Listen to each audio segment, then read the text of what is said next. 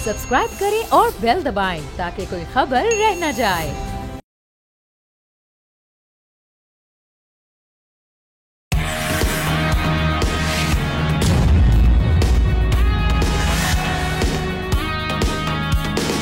अस्सलाम वालेकुम नाज़रीन, आप देख रहे हैं न्यूज़ पंच। मैं हूं आमना खटाना। गर्मी की आमद है और बिजली के बिल्स का सोचकर ही अवाम के दिलों की धड़कनें बेतरतीब हो रही थी। लेकिन आज वज़ीर आज़म ने बिजली की कीमतों में बड़ी कमी की खुशखबरी सुना दी है, जिसके मुताबिक घरेलू सार्फिन के लिए बिजली 7 रुपये 41 पैसे फ़ी यूनिट सस्ती कर दी गई है, जिसके बाद घरेलू सार्फिन को बिजली 34 रुपये फ़ी यूनिट मिलेगी। सनती सार्फिन को बिजली 7 रुपये 59 पैसे सस्ती मिलेगी। इस रिलीफ का असर अप्रैल के बिलों में नजर आएगा। ये कमी इस वजह से मुमकिन हुई है क्योंकि हुकूमत ने IPPs के साथ मुआहदों पर नजरसानी की। दूसरी जानिब कैप्टिव पावर लेवी से हासिल शुदा रेवेन्यू और सहमाही टैरिफ एडजस्टमेंट के बायस भी कीमतों में कमी करना आसान हुआ है। वज़ीर आज़म ने यह भी दावा किया है कि आइंदा 5 साल में गर्दिशी कर्जा हमेशा के लिए ख़त्म हो जाएगा। ये दावा कितना दुरुस्त है और बिजली की कीमत में रिलीफ के मईशत पर किस हद तक असरात होंगे, इसी पर आगाज़ करते हैं प्रोग्राम का। एहतशामुल हक साहब सीनियर एनालिस्ट अपना तजिया देने के लिए हमारे साथ मौजूद है। Thank you so much Ehtesham साहब। एक तो इस रिलीफ को आप समझते हैं कि ये एक मुनासिब रिलीफ था या आप समझते हैं गुंजाइश थी, इसको मज़ीद कम किया जाना चाहिए था? दूसरा, क्या इकदाम ऐसे किए गए कि जिसकी वजह से हम देख रहे हैं कि अब ये इम्पैक्ट है और उसको हमने कंटिन्यू करना है आगे?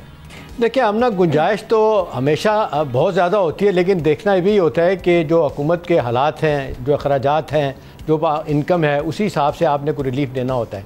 देखिए, एक चीज़ तो बड़ी सॉलिड जो उन्होंने बात कह दी ना, जो मेरे लिए इससे ज़्यादा बिजली बढ़ने से ज़्यादा बड़ी है, वो कह रहे हैं 3.6 ट्रिलियन को IPPs को अदायगी करनी थी, उसमें 2.3 ट्रिलियन रुपीज़ की, यानी 2300 अरब से ज़्यादा आमना जो हमने इस साल अदायगी करनी थी, हमें नहीं करनी पड़ेगी IPPs को। तो मेरा ख्याल है ये बहुत बड़ी बात है। अब रह गया सवाल कि जी इस बिजली के जो हुकूमत ने एक रिलीफ दिया है कितना, मेरा ख्याल है ये जो तवक्कुआत हो रही थी 8 से 10 रुपए की, तो तकरीबन 7.5% ये कर दिया गया है। तो इसका डेफिनेटली फ़र्क तो पड़ेगा। यानी फ़ी पहले आ रहा था कि जी 50 पैसे या 1 रुपया होगी, क्योंकि IMF इजाज़त नहीं दे रहा, वो तो कोई फ़ायदा नहीं था ना उसका। अब इसका तो डेफिनेटली जिसको कहते हैं फ़ायदा होगा। अब दूसरी बात है हमने ये बात हमें माननी पड़ेगी कि अब अगला इलेक्शन जो है ना, वो बिजली के बयानिए पे चलेगा। मैं आपको बताऊं, क्योंकि जो हुकूमत आएगी ना, वो ये कहेगी कि जी इन्होंने बिजली महंगी की या सस्ती की। तो मेरा ख्याल है हुकूमत के लिए जिसको ये कहना चाहिए, उस लिहाज से तो एक बहुत अच्छी बात है कि अब आइंदा जब इंतखाबात में जाएंगे तो, और जिस तरह प्राइम मिनिस्टर कह रहे हैं कि वक्त के साथ साथ और कम करेंगे। दूसरा मेरा ख्याल है हमने ये हुकूमत की बहुत बड़ी कामयाबी इसलिए हम कहेंगे कि हमेशा ये कहा जाता है कि पाकिस्तान क्यों पीछे रह जाता है when it comes to dealing with international institution. IMF convince नहीं होता, लेकिन जिस तरीके से एक बाकायदा आपने एक टीम तश्कील दी और उन्होंने लगातार IMF के साथ गुफ्तगू की, 2 से 3 मरतबा खुद प्राइम मिनिस्टर ने IMF की DG से बात की, तो ज़ाहिर है वो कन्विंस हुए। पहली तो हाँ कन्विंस किया। एक तो उन्होंने कहा जी जो पेट्रोलियम का हमने रिलीफ 4 से 7 रुपये का देना था, हमने वो रोक के तो हम इसमें शामिल कर रहे हैं। तो ज़ाहिर है आपको इस मामले में मेरा ख्याल है कोई इसको कहना चाहिए, कोई ऐसा इख्तलाफ नहीं होना चाहिए। तो IMF इस बात पे मान गया। साथ ही प्राइम मिनिस्टर खुद भी कह रहे हैं कि जी हम क्योंकि बंधे हुए हैं IMF के प्रोग्राम में, पहले जिस तरीके से वायलेशन हुई थी, IMF का प्रोग्राम सस्पेंड हुआ था, हम नहीं चाहते थे क्योंकि हमारी इकॉनमी के लिए इसलिए इस वक्त IMF का प्रोग्राम बड़ा ज़रूरी है। ये अलग बात है कि सारा ये कह रहे हैं, प्राइम मिनिस्टर ने भी कहा, पहले भी कहा कि आइंदा अब हम कोई नया जिसको कहते हैं 24वां प्रोग्राम है, 25वां प्रोग्राम नहीं लेंगे। अल्लाह करे ऐसा ही हो। दूसरा हमने जो बात मेरे ख्याल है जो हुकूमती अखराजात को कम करने के हवाले से, और वह कम होते हैं तो उसका भी इनडायरेक्ट रिलीफ पाकिस्तान के लोगों को मिलेगा, वो ये है कि जिस तरह वो तय कर लिया उन्होंने कि ये जो 800 अरब रुपये का मुसलसल हमें ब्लीडिंग हमारी हेमरेजिंग हो रही है स्टेट कॉर्पोरेशन की तरफ से, इसको हमने हर सूरत में रोकना है। हमने राइट साइजिंग की तरफ जाना ही जाना है, हमने मिस मैनेजमेंट को ख़त्म करना है। तो मेरा ख्याल है 2-3 हवालों से बात माननी पड़ेगी कि ये जिस तरीके से टीम वर्क हुआ, फिर बार बार अच्छा वो तो ठीक है, वो हमें वो क्रेडिट उनको जाता है। लेकिन एक चीज़ एहतशाम साहब, अभी जो इकदाम किए गए हैं जिनकी वजह से ये हमने बिजली की कीमतों में ये कमी देखी है, आप समझते हैं कि इन इकदाम को आगे ये कंटिन्यू करेंगे मजीद, ताकि मजीद रिलीफ दिया जा सके? क्योंकि हम ये बात करते हैं कि रीजन में अभी भी जो एनर्जी प्राइसेस हैं वो बहुत ज़्यादा है पाकिस्तान में, जिसकी वजह से हमारी इंडस्ट्री जो है वो मुतासर होती है। तो आप कैसे देख रहे हैं आने वाले दिनों में? हमना आपकी बात बिल्कुल ठीक है। देखें ना, जहाँ तक इंडस्ट्री का ताल्लुक है वो तो आप सब लोग कह रहे थे कि जी ये पहिया ही रुक जाएगा, रुक रहा है। और जिस तरह बार बार बात आती है कि रीजन में सबसे ज़्यादा महंगी हमारी बिजली है, फिर cost of doing business, ease of doing business नहीं है, नए प्लेयर्स इन्वेस्टमेंट के लिए नहीं आ रहे, तो ये बहुत बड़ा जिसको कहते हैं एक रिलीफ होगा, नए प्लेयर इसमें आएंगे। और दूसरा ये कि हम ना अब हुकूमत इसको रिवर्स नहीं करेगी। तो तीसरी इंपॉर्टेंट बात है कि हुकूमत को जब तक अपनी टर्म पूरी करनी होगी, इसमें मज़ीद कमी लाना होगी। आई एम श्योर कि अगर ये जिस तरीके से अपनी पॉलिसीज़ को लेकर चल रहे हैं तो डेफिनेटली इसमें कमी आ सकती है। और फिर अगला बजट, अगला जो इलेक्शन होगा इसी पे लड़ा जाएगा। तो हुकूमत अपने कार्ड जिस तरीके से तरतीब के साथ खेल रही है और भरपूर सपोर्ट जनरल आसिम की और उनकी टीम को मिल रही है, तो वही लगता है एक बड़ा स्ट्रॉन्ग मैसेज है। एक और इम्पॉर्टेंट बात मैं आपको बताऊँ आमना, ये जनरल आसिम की सपोर्ट अगर ना दी जाती तो मेरा ख्याल है हमारी जो बिज़नेस कम्युनिटी, आज देख लें सब लोग आए हुए थे, बड़े बड़े इंडस्ट्रियलिस्ट, उनको यकीन दहानी कराएगी है कि जी आपके लिए आसानियाँ पैदा की जाएंगी, आपकी मुश्किलात कम किया जाएगा। तो मेरा ख्याल है इंडस्ट्री को जो रिलीफ दिया गया हमना, ये बहुत बड़ा रिलीफ है, 7 रुपये 59 पैसे का। और ये जो हम आईपीपीज़, कुछ आईपीपीज़ का फोरेंसिक हमने जो मान नहीं रहे थे उनका फोरेंसिक किया जाएगा, उससे भी कुछ अफाका होगा आने वाले दिनों में। और साथ ही साथ ये जो सोलर की जो न्यू नेट मीटरिंग पॉलिसी है, इसको किस तरह से देख रहे हैं, ये कितना एक इम्पैक्ट या डिफरेंस क्रिएट करेगी हमारे बिल्स में? देखिए हम ना आईपीपीज़ के हवाले से तो आज प्राइम मिनिस्टर ने जो ऐलान किया कि जो सरकारी सतह पे जो आईपीपीज़ हैं हुकूमती उसमें चल रहे हैं, उनको तो हर सूरत हमने जो है ना, जिसको कहते हैं हमने उसकी निजकारी करनी है, तो जाना ही जाना। इससे हमारी जान छूट जाती है तो डेफिनेटली ये रेप्लिका होगा बाकी आईपीपीज़ के लिए। देखें, क्योंकि बार बार दूसरे जो इंडिपेंडेंट आईपीपीज़ हैं वो ये कहते थे पहले आप सरकारी आईपीपीज़ की बिजली तो कम करें ना, पहले वहाँ तो रिलीफ दें हम अब वहाँ पे भी ज़ाहिर रिलीफ आ जाएगा। और सरकारी जो आईपीपीज़ हैं उनको जब निजकारी दे दी जाएगी तो फ़र्क पड़ेगा। ये जो प्राइम मिनिस्टर ने कहा है ना कि सोलर पावर के ऊपर जो मसाइल हैं हम उनको दूर करेंगे, तो मेरा ख्याल है इससे भी बड़ा फ़र्क पड़ेगा। और आइंदा आने वाले दिनों में एक तो आम आदमी को बिजली कम मिलेगी, दूसरा हम ना इंडस्ट्री का पहिया बड़ा चलना जरूरी है। मैं तो ज़ाती तौर पर कहता हूँ भले आम आदमी को बिजली की रिलीफ ना दें, लेकिन आप इंडस्ट्री को रिलीफ देंगे, इंडस्ट्री को रिलीफ नहीं देंगे। Thank you so much Ehtesham sahab, साथ ही रहिए। Moving on to our next story, हम देख रहे हैं कि अमरीकी सदर डोनाल्ड ट्रंप के आलमी तिजारती फैसले ने नई हलचल मचा दी है। प्रेसिडेंट ट्रंप ने पाकिस्तान समेत 25 ममालिक पर भारी टैरिफ आयद कर दिए हैं, जिनमें चाइना पर 34%, यूरोपीय यूनियन पर 20% और बरतानिया पर 10% टैक्स लगा दिया गया है। इस अचानक इकदाम से आलमी मार्केट्स में शदीद मंदी का रुझान है। जापान का की इंडेक्स 8 माह की कम तरीन सतह पर आ गया है। अमरीकी और यूरोपीय स्टॉक फ्यूचर्स गिर गए हैं। चाइना ने इसे ब्लैकमेलिंग करार दिया है, तो यूरोपीय यूनियन इसे दोस्त की बजाय दुश्मन का फैसला कहते हुए जवाबी इकदाम का इंदिया भी दे दिया है। अमरीका के इन इकदाम से आलमी तिजारती जंग तेज होने और के साथ बाजारी बढ़ने का भी खदशा है। दूसरी जानिब सर्वे के मुताबिक ट्रंप की मकबूलियत 47% से गिरकर 43% पर आ गई है। इन टैक्सेस को लेकर पाकिस्तान की अगर बात करें तो अमरीका की जानिब से पाकिस्तान पर 29% यानी 29% जवाबी महसूल लगाए जाने हैं, जबकि पाकिस्तान अमरीका पर ऑलरेडी 58% टैरिफ आयद करता है। अब इस नए अमरीकी इकदाम से पाकिस्तान की एक्सपोर्ट पर क्या असरात होंगे और बाकी मामलात कैसे चलेंगे, ग्लोबली इफेक्ट आएगा, किस तरह से हमारे एनालिस्ट इसको देखेंगे। हम एहतशामुल हक साहब के साथ हमें ज्वाइन कर चुके हैं। चौधरी अकमल साहब इकोनॉमी एक्सपर्ट हैं। Thank you so much Chaudhry sahab, आपकी जानिब आएंगे। ये जो ट्रंप की एग्रेसिव ट्रेड पॉलिसी हम देख रहे हैं, इसके ग्लोबली तो इम्पैक्ट आएगा, वो भी आपसे जानने की कोशिश करेंगे। पहले मैं चाहूँगी पाकिस्तान पर इसका किस हद तक और कैसा इम्पैक्ट होगा? देखिए, अगर पाकिस्तान की अब बात करें तो पाकिस्तान के ऊपर जो है ना इसका पॉजिटिव इम्पैक्ट आएगा। अगर तो ये पॉलिसी जो है वो लॉन्ग रन में इम्प्लीमेंट होती है। उसकी वजह ये है कि पाकिस्तान की सबसे ज्यादा जो टेक्सटाइल की एक्सपोर्ट्स है लास्ट ईयर जो है तकरीबन $6 बिलियन के करीब और 34% इन टोटल जो थी वो अमेरिका को थी।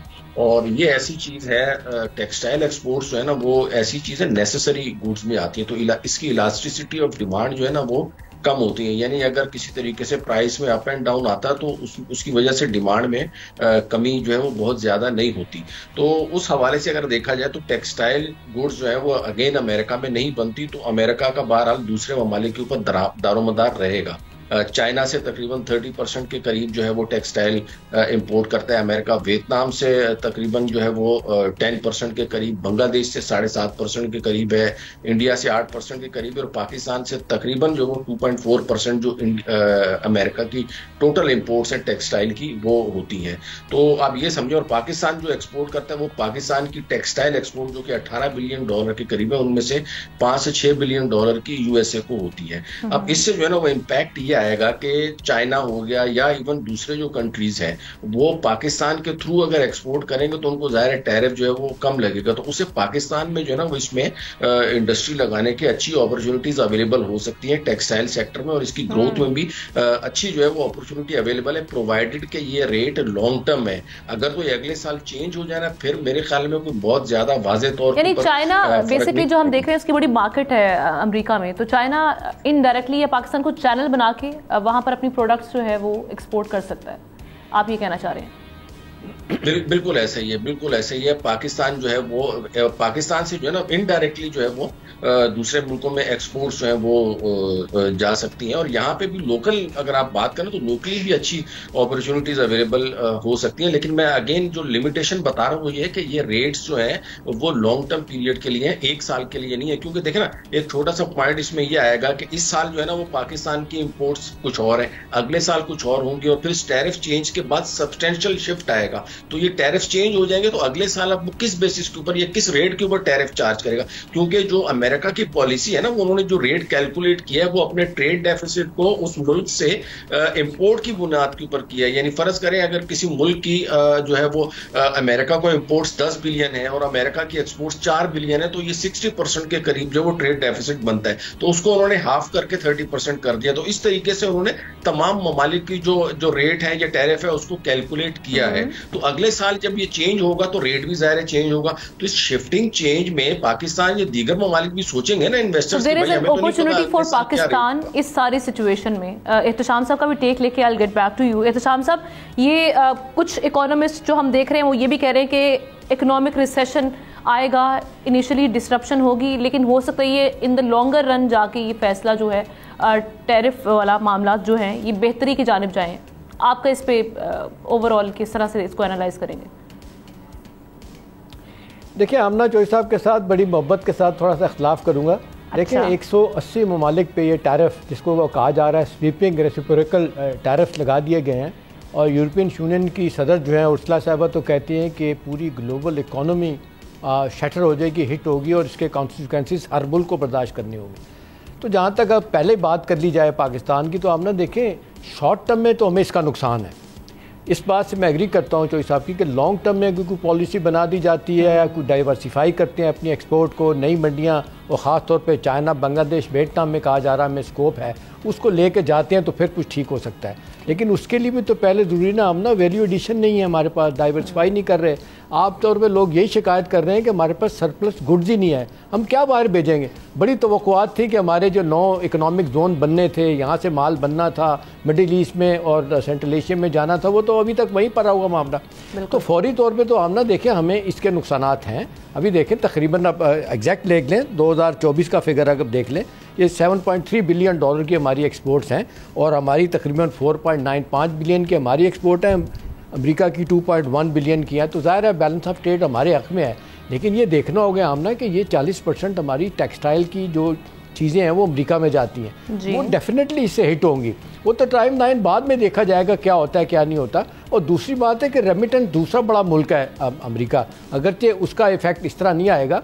वैसे तो आप देख लें जिस तरह भी आप बता रही हैं दुनिया की स्टॉक मार्केट हिट कर रही है, पिछले 20 सालों में पहली मरतबा डॉलर कितना हुआ जी, 3.5% डॉलर नीचे आया है। तो उनको भी ये मसाइल का सामना करना पड़ रहा है। तो इतनी आसानी के साथ चीज़ें तय नहीं होगी। और वैसे भी कहा जाता है कि जी no one wins in a trade war, वो सोच रहे हैं कि शायद उनके अहदाफ पूरे हो सकेंगे कि नहीं। वो कह रहे हैं जी हमारा 33 ट्रिलियन डॉलर का डेट हो गया, पब्लिक डेट, और इसके अलावा इंटर गवर्नमेंटल डेट भी बढ़ चुका है। तो हम ये डेट उतारने के लिए अब टैरिफ लगा रहे हैं। लेकिन हम ना देखें ना, सारी दुनिया के इकोनॉमिस्ट मैं बड़ा सुनता रहा हूँ बाहर की दुनिया को भी, किसी ने एक ने भी कहा कि ये अमेरिका के लिए अच्छा है। देखें अमेरिका के लिए इन द फर्स्ट प्लेस तो वहाँ पे हर चीज़ महंगी हो जाएगी। 25% टैरिफ आपने कारों पे लगाया वो अलग है, फिर 101% 180 ममालिक में जो एक उन्होंने टैरिफ लगा दिया मुख्तलिफ हवालों से किसी पे कितना, हम पे 29%, तो इसका इफेक्ट यानी अमरीकी अवाम है, उनकी भी मामूलात ज़िंदगी में हम देखेंगे ठीक ठाक असर पड़ेगा। लेकिन चौधरी साहब का मैं एक पॉइंट ऐड कर लूँ चौधरी साहब, लेकिन अमेरिका का ये राइट भी था, ये जो हमने अभी जवाबी टैक्सेस देखे हैं, ये तो जवाबी टैक्सेस है और ये भी अभी हाफ हैं। मतलब अगर हम चाइना की एग्जांपल ले लें, चाइना 67% अमरीकी प्रोडक्ट्स पे टैरिफ आयद करता है। इसी तरह पाकिस्तान की अगर हम देखें तो 58% हम आयद करते हैं, उसके जवाब में 29% आया है। तो आप समझते हैं इनका राइट है, उस पर तनकीद फिर क्यों हो रही है अमरीकी सदर पे?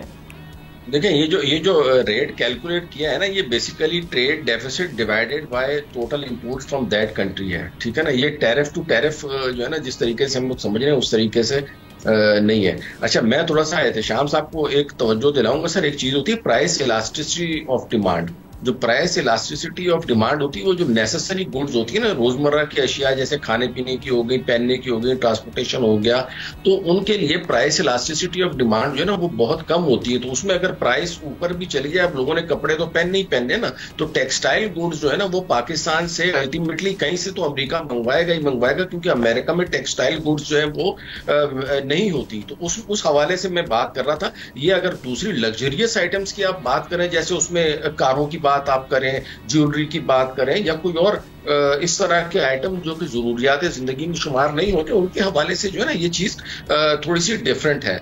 Now coming to your question, देखिए अमेरिका का अपना जो है ना वो सोचने का स्टाइल है। अमेरिका का ये कहना है कि जी अगर आप हमसे ले रहे हैं तो हमें डॉलर, ले रहे हैं हमें तो हमें डॉलर दें भी। तो ये ट्रेड जो है ना वो अमेरिका एक अपने तरीके से देख रहा है। इससे शॉर्ट टर्म में अमेरिका में लग्जरियस गुड्स की कीमतों में शायद इजाफा हो, लेकिन जो नेसेसरी चीजें उनकी अपनी लोकल इंडस्ट्री प्रमोट होगी। अमेरिका का इस वक्त जो ट्रेड डेफिसिट है वो 1130 अरब डॉलर के लगभग है। तो जाहिर है उसको अपने, यानी जो उनके गोल्स उन्होंने सेट किए गए, टारगेट्स जो सेट किए गए, वो अचीव कर लेंगे।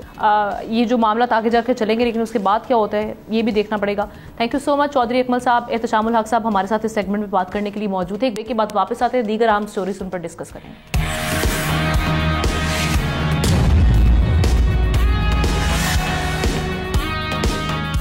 Welcome back. अपनी अगली स्टोरी की जानिब बढ़ते हैं। पाकिस्तान में गैर कानूनी तौर पर मुकीम गैर मुल्की बाशिंदों खुसूसन अफगान शहरियों की मुल्क बदरी को जो डेडलाइन दी गई थी वो 31 मार्च है और वो ख़त्म हो गई है, मगर ये लोग अब भी वतन वापसी पर आमादा नहीं है, जिस पर हुकूमत पाकिस्तान को मुल्क गिर सर्च ऑपरेशन और ज़बरदस्ती वापसी का ऐलान करना पड़ा। ये गैर मुल्की अफराद न सिर्फ मुल्की मईशत पर बोझ हैं, बल्कि दहशतगर्दी, मनशियात की स्मगलिंग और अगवा बराए तावान जैसे संगीन जराइम में मुलवस होकर कौमी सलामती के लिए खतरा बन चुके हैं। सरकारी अदादोशुमार के मुताबिक सितंबर 2023 से अब तक 69,494 खानदान के 4,73,397 अफराद को मुल्क बदर किया जा चुका है, जिनमें 1.5 लाख से जायद मर्द, 1,11,000 से जायद खवातीन और 1,97,008 से ज़्यादा हम बच्चे देख रहे हैं, ये शामिल हैं। शिद्दत पसंद तंजीमें अफगान मुहाजिरीन की आड़ में पाकिस्तान में नेटवर्क चला रही हैं, जिनके सबूत हुकूमत 12 आलमी इदारों को पेश कर चुकी है, मगर UN और कुछ यूरोपीय ममालिक अब भी इन लोगों को मुल्क बदर ना करने पर जोर दे रहे हैं। आलमी दबाव के बावजूद हुकूमत ने गैर कानूनी मुहाजिरीन की वापसी को नागुज़ीर करार दिया है। इसी हवाले से बात करते हैं, सीनियर एनालिस्ट शाह शराजी साहब हमारे साथ मौजूद हैं, उनसे जानते हैं कि क्या मामला अभी चल रहे हैं। शाह साहब, हम देख रहे थे तो ईद आ गई थी, 31 मार्च की डेडलाइन थी, लेकिन अब आज से जो है इसका अमल शुरू हो जाएगा रिपैट्रिएशन का। इस प्रोसेस पे तनकीद भी बाहर से बहुत आ रही है, दबाव भी आ रहा है, लेकिन पाकिस्तान ने उस तनकीद को कैसे रिस्पॉन्ड कर रहा है, एक तो ये कहिएगा। दूसरा ये कि कुछ ये भी इतलात थी कि जो POR कार्ड होल्डर्स हैं अफगान शहरी, उनको 30 जून तक पाकिस्तान में रहने की मोहलत दी गई है। ये POR कार्ड होल्डर्स सिटीजन कौन से हैं? देखिए, हम ना ज़रा सा सेग्रीगेट कर लेते हैं। पाकिस्तान के अंदर इस वक्त अफगान जो मुहाजिरीन हैं वो 4 किस्म के हैं। एक वो लोग हैं जो कि POR कार्ड जो है रखते हैं, वो तकरीबन 13 लाख है, और उसकी बाकायदा रजिस्ट्रेशन UNHCR और दूसरे तमाम जो हमारे मुल्की इदारे हैं, फॉरेन ऑफिस है, होम डिपार्टमेंट, इन सब के पास मौजूद है, और खैबर पख्तूनख्वा गवर्नमेंट और बलूचिस्तान के पास मौजूद है। दूसरे वो हैं अफगान सिटीजन कार्ड होल्डर्स हैं, जो कि 2021 में तालिबान के टेक ओवर के बाद आए थे, और उनकी जो तादाद इस वक्त काउंट की गई है वो बाकायदा IOM और पाकिस्तानी जो इदारों के साथ उनकी तादाद 8 लाख के करीब है। एक दूसरे किस्म के जो मुहाजिरीन हैं वो हाल ही में जब अफगानिस्तान से अमरीकी अफवाज का इनकलाब हो रहा था, तकरीबन 4 लाख के करीब आए थे, लेकिन उनकी प्रॉपर रजिस्ट्रेशन वेरिफिकेशन के बाद उनकी तादाद तकरीबन 2 लाख के करीब है, जो कि पाकिस्तान के मुख्तलिफ इलाकों के अंदर मौजूद है।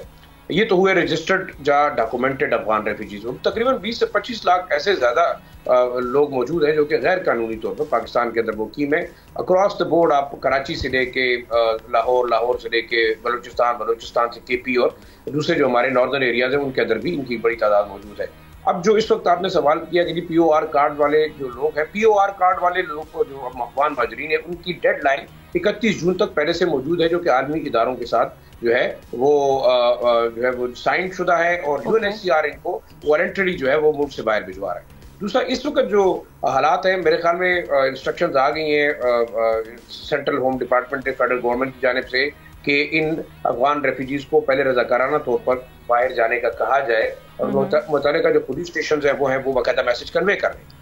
अगर ये नहीं जाते फिर उसके बाद बाकायदा एक क्रैकडाउन की शक्ल होगी जिसमें उनका डेटा इकट्ठा ऑलरेडी हो चुका है। फिर जिन जिन घरों के अंदर ये मुकीम है वहाँ किराएदार के तौर पे उनके मालिकान से कहा जाएगा कि इनको निकाला जाए और फिर उनको जो है वो डिपोर्ट किया जाएगा। वो अफगान रेफ्यूजीज जो कि गैर कानूनी तौर पर मुकीम है, किसी भी लिहाज से अगर वो डिटेक्ट होते हैं तो उन्हें डायरेक्टली बॉर्डर पे पहुंचा के वहां से डिपोर्ट किया जाएगा, क्योंकि उनके पास कोई डॉक्यूमेंट्स नहीं है।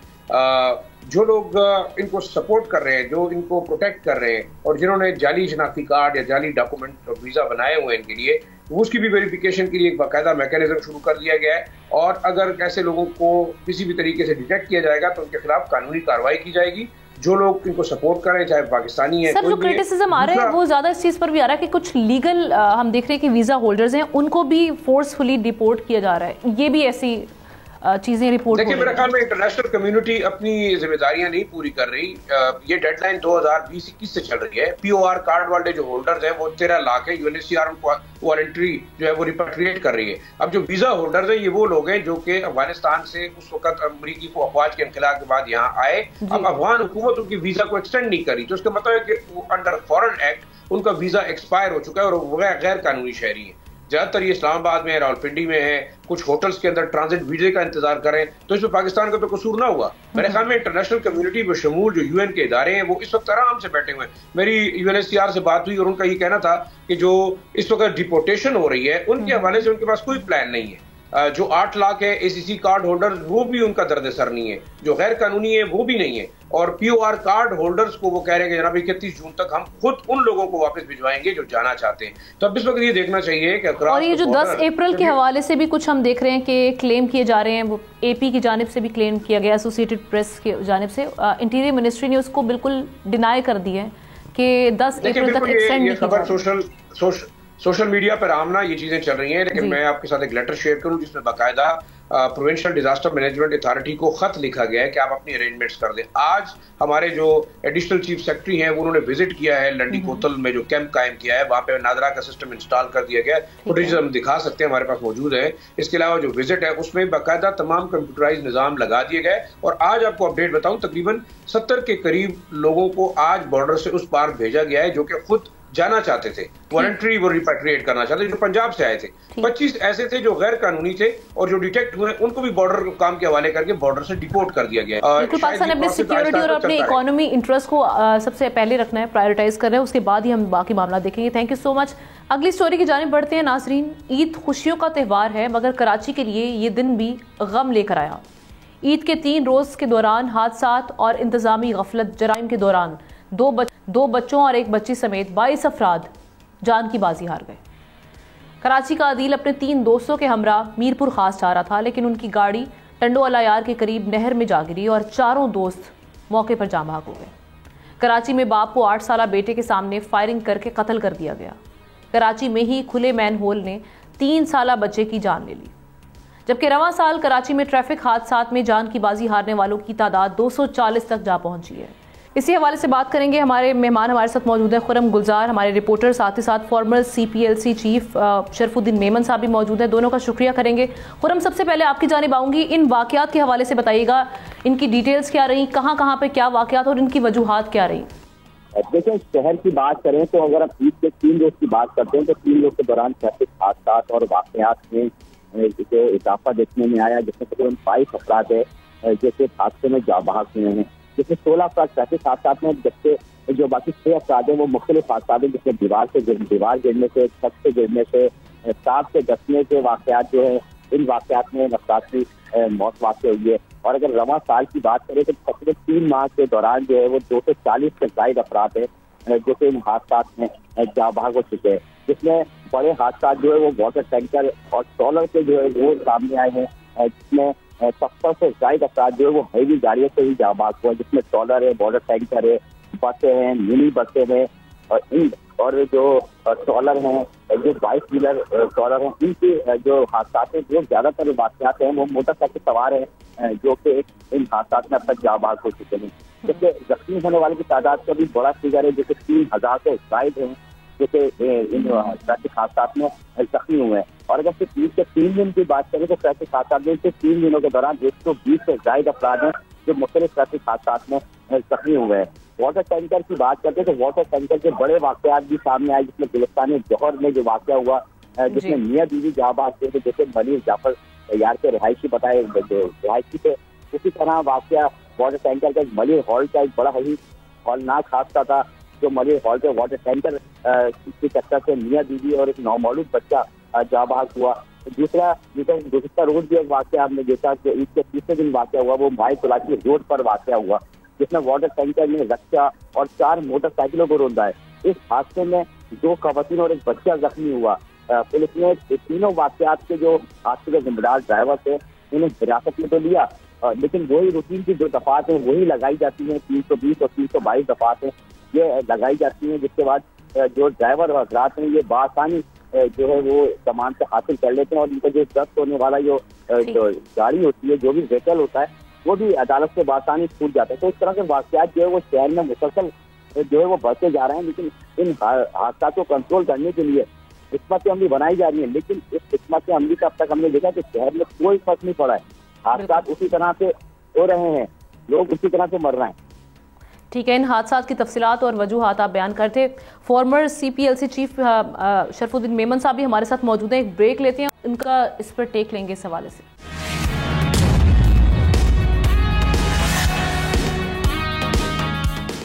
वेलकम बैक नाजरीन, शरफुद्दीन मेमन साहब हमारे साथ मौजूद हैं, फॉर्मर चीफ हैं to CPLC। Thank you so much Sharfuddin sahab. अब ये जो वाकयात हमारे रिपोर्टर भी हमें बता रहे थे, जिनकी तफसीलात भी बताइए, सबसे अफसोसनाक अमर ये कि ये ईद के रोज़ जब लोग अपनी खुशियाँ मना रहे होते हैं उसमें कई लोग अपनी जान गंवा चुके। इसमें इंतज़ामिया की जो गफलत है वो किस हद तक आप देख रहे हैं, उस पर कितनी जिम्मेदारी आयद होती है, और दूसरी ये कि अवाम की अपनी बेएहतियाती, इस फैक्टर को भी आप कहाँ पर रेट करेंगे, और तीसरी चीज़ ये है कि क्या इकदाम या पॉलिसीज़ होनी चाहिए ख़ास तौर पर ऐसे इवेंट्स को लेकर और उनके बाद भी कि आगे जाके वाकयात इनका तदारुक कर सकें हम। देखिए, इसको ये ट्रैफिक के हादसा तो हमारे शहर कराची में ज़ाहिर है जो तादाद है पॉपुलेशन वाइज देखें और फिर गाड़ियों की तादाद जो है वो मुस्तकिल बढ़ती जा रही है। इसमें आपके गाड़ियाँ और मोटरसाइकिलें, ये इनकी तादाद बहुत हद तक जो है वो बढ़ चुकी है। मैं एक रफ आइडिया दे सकता हूँ कि मेरे ख्याल में मोटरसाइकिलें जो हैं, जिसको हम 2 व्हीलर कहते हैं, ये तकरीबन 70 से 80 लाख के दरमियान है, और ये जो गाड़ियां हैं इनकी तादाद भी बहुत बढ़ रही है। अच्छा, इसके अंदर जो आपकी मोटरसाइकिलिस्ट हैं जो चलाते हैं, मेरे ख्याल में उसमें 80-90% उनके पास लाइसेंस नहीं होते और उनको ट्रैफिक सेंस या रोड सेंस नहीं होता, और उस वजह से वो काफ़ी सारे हादसा होते हैं। उसके अलावा जो इनको तदाबीर लेने चाहिए, ख़ास तौर पे जो मोटरसाइकिलों पे होते हैं, तो ना तो वो हेलमेट प्रॉपर तरीके से पहनते हैं, पेनल्टीज वगैरह नो डाउट गवर्नमेंट की तरफ से लगी हैं ट्रैफिक वायलेशन के ऊपर, मगर वो प्रॉपर तरीके से। सर, इनकी तो केयरलेसनेस हम देखते हैं। मोटरसाइकिलिस्ट जब भी रोड पर होते हैं वो अपनी जान तो डालते हैं जोखों में, साथ ही जो मुसाफिर हजरात बाकी जो गाड़ियों वाले सफर कर रहे होते हैं रोड्स पर, उनकी जान को भी खतरे में डाल देते हैं। तो इनकी एक तो ऐसे क्या इकदाम, क्या हमें फाइन्स जो हैं वो सख्त कर देने चाहिए, सजाएं सख्त कर देनी चाहिए, या हमारी अपनी भी नेग्लिजेंस है कि हम उस तरह से कैंपेन नहीं कर पा रहे, सूबाई जो इंतजामिया है, सूबाई हुकूमत है? हाँ, ये कैंपेन आपने बिल्कुल सही दुरुस्त फरमाया कि कैंपेन का अवेयरनेस जो है ना सबसे इम्पोर्टेंट है। तो वो अवेयरनेस भी प्रॉपर तरीके से मेरे ख्याल में वो लोगों को वो इस चीज़ का इल्म नहीं होता और ना ही उनको अवेयरनेस होती है, तो उस वजह से आपको इस तरह के हादसा जो है वो ज़ाहिर नजर आते हैं। इसमें प्रिवेंशन के लिए गवर्नमेंट की तरफ से जो पेनल्टीज लगती हैं ट्रैफिक वायलेशन की, वो बहुत कम थी। अब इन्होंने उसकी तादाद बढ़ा दी है, नो डाउट, मगर बढ़ा तो दी है, मगर वो अगर किसी ने ट्रैफिक पुलिस ने पकड़ के उसको छोड़ दिया पैसे लेके, तो फिर वो फायदा कोई नहीं है उसका। बिल्कुल, इसी जाने में आ रही है कि प्रोएक्टिवली अगर इन सजाओं पर जो लॉज बने हुए हैं इन पे अगर इम्प्लीमेंटेशन हो जाए, जो कि ट्रैफिक इंतजामिया का काम है, तो फिर ये मामला या हादसा जो है वो काफी हद तक इसके हम रोकथाम कर सकेंगे। तो अब फिर जवाबदेही तो ट्रैफिक इंतजामिया की भी है ना, ट्रैफिक पुलिस की भी है, उनसे भी जवाबदेही होनी चाहिए। नहीं, बिल्कुल इनकी जिम्मेदारी बनती है, जवाबदेह भी हैं वो, कि जब इनको आप प्रॉपर तरीके से इम्प्लीमेंट करेंगे। तो आप मोटरसाइकिलों की बातें कर रहे हैं, और इवन कार्स में भी मेरे ख्याल में 40% लोग जो है, जो गाड़ियां ड्राइवर जो आपके घरों पे काम करते हैं, इनके पास भी लाइसेंस जो है वो जाली लाइसेंस होते हैं। इनके पास कोई प्रॉपर तरीके से जो ट्रैफिक जो पुलिस है उनकी तरफ से उनको इशू नहीं हुआ होता, वो पैसे देके वो बनवा लेते हैं। तो ये एक बड़ा एक मेजर इशू है। इसके अलावा जो कमर्शियल व्हीकल्स हैं, इसमें आपके वाटर टैंकर्स हैं, इसमें आपके बड़े हैवी लोडर्स जो रोडों पे चलते हैं, इनकी फिटनेस जरूरी है। इनका एक फिटनेस सर्टिफिकेट होता है जो कि हर महीने तादाद मुझे सही नहीं पता पीरियड क्या होता है, मगर ये कि इनको हर 6 महीने या 3 महीने के बाद इनको फिटनेस टेस्ट उसका करवाना पड़ता है गाड़ी का। तो वो प्रॉपर तरीके से वो भी इशू नहीं होता, वो भी पैसे देके ये बना लेते हैं। तो वो चीजें आपने देखा होगा, हर दूसरे तीसरे दिन जो है वाटर टैंकर से जो है फला जो है मोटरसाइकिलिस्ट हैं या पेडेस्ट्रियंस हैं जो रोड के ऊपर, वो उनको हादसा में उनका इंतकाल हो गया। तो ये जो है, ये चीजें मेरे ख्याल में प्रॉपर तरीके से अगर गवर्नमेंट की तरफ से, और खासतौर पे जो ट्रैफिक पुलिस है जो कि गवर्नमेंट के अंडर में काम कर रही है, उनका काम है कि वो इन चीज़ों को इम्प्लीमेंट करें और ये चीज़ें जो हैं ये इनको स्ट्रीमलाइन करें, तो ताकि लोगों के ये जो ट्रैफिक वायलेशंस हैं इसमें लोगों को खौफ हो, और वो ताकि वो फिर वो आप इन चीज़ों को रोक भी सकते हैं और इसमें कमी भी ला सकते हैं। ठीक है, thank you so much Sharfuddin Memon sahab हमारे साथ मौजूद थे। हमारे रिपोर्टर खुरम गुलजार भी हमारे साथ मौजूद थे इस अहम मामले पर बात करने के लिए। प्रोग्राम के आखिर में नाज़रीन बड़ी ही दिलचस्प सूरत हाल उस पर बात करते हैं। कराची कोरंगी क्रीक में चांद रात से भड़कने वाली आग अब तक नहीं बुझ सकी है। 6 दिन गुजरने के बावजूद शोले थमने का नाम नहीं ले रहे। माहिरीन के मुताबिक ये आग मुमकिना तौर पर ज़ेरे ज़मीन कुदरती गैस के अखराज की अलामत हो सकती है, मगर शहरियों ने इसे भी हम देख रहे हैं तफरीह का जरिया समझते हुए आग भड़कने के मकाम को पिकनिक पॉइंट बना लिया। लोगों की बड़ी तादाद वहां पहुंचकर आग के पास वीडियोस और तस्वीर कैप्चर कर रहे हैं, लेकिन ये तफरीह खतरे में भी बदल सकती है। इसीलिए इंतज़ामिया ने सूरत हाल को काबू में रखने के लिए हिफाजती इकदाम सख्त कर दिए हैं। अवाम के लिए मुतासरा इलाके में दाखिला ममनू कर दिया गया है। दूसरी जानब कैंटोनमेंट बोर्ड माहिरीन ये कह रहे हैं कि आग खुद ही बुझ सकती है, लेकिन अगर इसे फोर्सफुली बुझाया गया तो गैस के अखराज और इसके इर्द गिर्द इलाकों में फैलने का खदशा है। क्या ये शोले वाकई किसी बड़े गैस ज़ख़ीरे का पता दे रहे हैं, या फिर ये सिर्फ एक महदूद अखराज है जो जल्द ख़त्म हो जाएगा? और आवाम को क्या हिफाजती इकदाम मद्देनज़र रखने चाहिए, इसी पर बात में ज्वाइन किए डॉक्टर अदनान खान साहब ने। जियोलॉजिस्ट हैं और साथ ही साथ एसोसिएट प्रोफेसर हैं यूनिवर्सिटी ऑफ कराची में। Thank you so much for joining the show sir. सबसे पहले आप ही की जानिब मैं इस सवाल के साथ आऊँगी कि जो 6 रोज़ से हम देख रहे हैं ये लगने वाली आग, पुरस्रार आग, इसकी शिद्दत कम नहीं हो सकती है। एक तो क्या वाकई कोरंगी में जो कुदरती गैस का कोई बड़ा ज़ख़ीरा मुमकिना तौर पर है, और अगर है तो आप क्या समझते हैं कि कौन सी गैस ये हो सकती है, किस किस्म की ये गैस हो सकती है? बिस्मिल्लाह। देखिए, ये जो आग लगी है, और आपको भी पता है कि ये मुसलसल तकरीबन 1 हफ्ता गुजर गया इस आग को लगे हुए, तो ये हाई प्रेशर का इंडिकेटर है। अदरवाइज ये 3 से 4 दिन में ये डाई आउट हो जाती है आग। जहाँ तक बात है कि नीचे रिसोर्सेज कितने हो सकते हैं, रिजर्व हैं, तो बिल्कुल यहाँ पे कभी इम्कान है गैस का, क्योंकि जो रिसेंट स्टडी हुई है 2020 में वो पब्लिश भी हुई है, जिसमें बताया गया है कि यहाँ पर जो रॉक्स मौजूद हैं ओलिगोसिन और मायोसिन की, यानी कि ये वो वाली रॉक्स हैं जो सरफेस के करीब पाई जाती हैं। और क्योंकि ये वेल भी तकरीबन 1200-1250 फीट के ऊपर किया गया है, तो वहाँ पर यही रॉक्स जो है वो इनकाउंटर हुई हैं।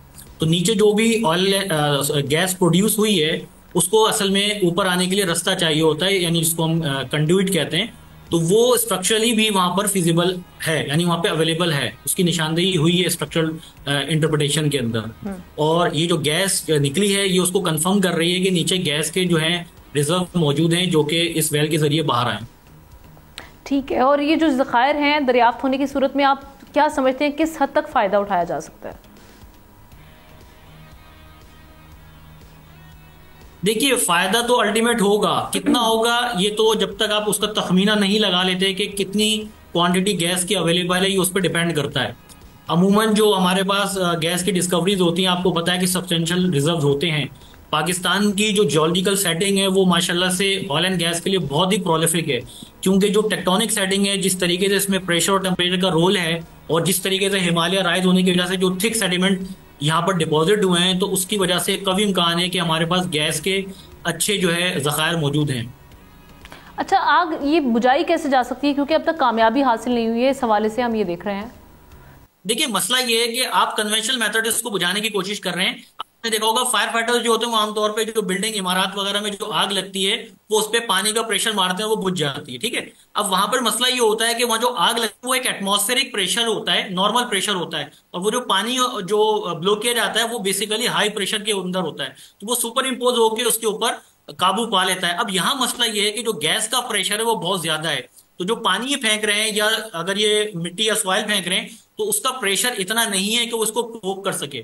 बुनियादी जो उसके पीछे साइंस है वो यही है कि आपको ऑक्सीजन की सप्लाई को रोकना है किसी तरीके से वेल के अंदर, जिसकी वजह से आग खुद ब खुद बुझ जाएगी। तो इसका सबसे आसान तरीका ये हो सकता है कि अगर कोई बड़ी शीट है लोहे की या स्टील की, तो क्रेन के जरिए उसको इस जो जहां पे आग लगी उस वेल के ऊपर उसको रख दें, तो कुछ अरसे के अंदर जो है उसमें ऑक्सीजन नहीं पहुंच पाएगी, तो आग खुद ब खुद बुझ जाएगी। जब आग बुझ जाएगी तो उसको बेशक आप शीट को हटा दें तो उसमें से गैस इमिट होगी, तो गैस का मैंने जैसे आपको कहा कि उसका इतना मसला नहीं है, वो एटमॉस्फेयर में जाके न्यूट्रलाइज हो जाती है। ठीक है, आखिर में ये कहिएगा कि अवाम को क्या हिफाजती तदाबीर इख्तियार करनी चाहिए, क्योंकि हम देख रहे हैं कि अवाम का बड़ा कैजुअल सा एटीट्यूड है, इसको भी पिकनिक पॉइंट समझा हुआ है उन्होंने, ये किस हद तक नुकसानदेह हो सकता है? देखिए, अवाम जो है ज़ाहिर है वो सादा लोग होते हैं, उनको अंदाज़ा नहीं है ये बहुत सीरियस वेंचर है, और यहाँ पर जाने से गुरेज करें तो बेहतर होगा, क्योंकि कोई भी हादसा वहाँ पे पेश आ सकता है। क्योंकि जो आग 7 दिन से लगी हुई है, मुसलसल टेम्परेचर वहाँ पे बढ़ रहा है, जिसकी वजह से वहाँ पे ह्यूमिडिटी भी बढ़ेगी, ऑक्सीजन की डिप्लीशन होगी, और फिर आग जलने की वजह से कार्बन डाइऑक्साइड गैस भी एटमॉस्फेयर में आएगी। तो ये सारे के सारे फैक्टर्स जो हैं वो इन्वायरमेंटली हेल्दी नहीं है। तो अवाम को चाहिए कि वहाँ जाने से गुरेज करें, और जो भी कंसर्न अथॉरिटीज या इदारे हैं वो इस कानून को वहाँ पे नाफिज करें और इन लोगों को वहाँ से दूर रखें। Correct, thank you so much. Doctor Khan हमारे साथ मौजूद थे इस मसले पर बात करने के लिए, और हम देख रहे हैं कि वाकई 6 रोज़ से इस यहाँ पर आग लग चुकी है, और इस हवाले से जो है वो टेस्ट भी लिए गए हैं। अब एक्सपर्ट्स की रिपोर्ट आएगी तो पता चलेगा कि यहाँ से कोई गैस के ज़खायर दरियाफ्त हो सकते हैं या नहीं हो सकते, क्या मामलात हैं।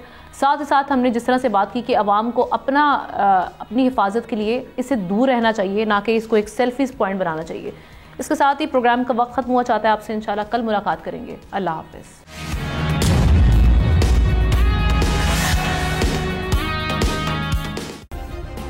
सब्सक्राइब करें और बेल दबाएं ताकि कोई खबर रह न जाए।